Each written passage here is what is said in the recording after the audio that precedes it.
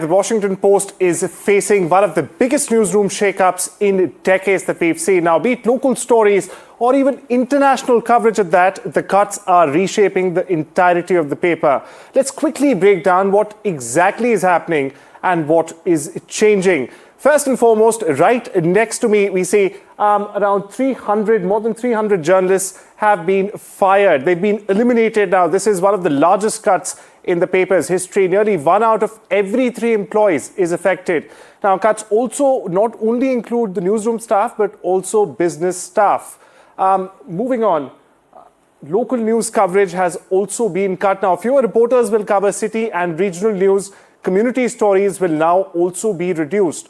But the scope of this also expands to international reporting, wherein foreign bureaus have shrunk in size. Some overseas coverage, however, will also be scaled back. We've got examples of India bureau chief being let out, the Ukraine bureau chief, even reporters in conflict areas such as the Middle East also being let off. Coming to the sports section, well, it's entirely shutting down. While some reporters from the erstwhile sports section, if I may say now, may very well move to other departments.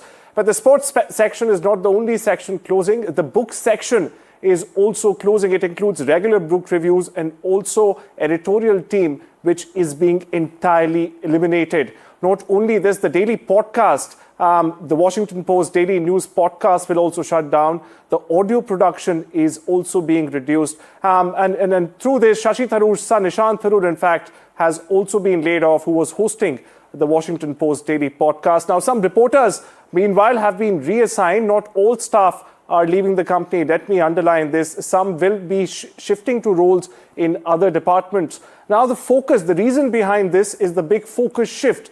The paper will now prioritize national politics and business. Now, other coverage areas, like I mentioned, will get less attentions. And finally, the layoff emails were sent on Wednesday. Message confirmed that the jobs were eliminated.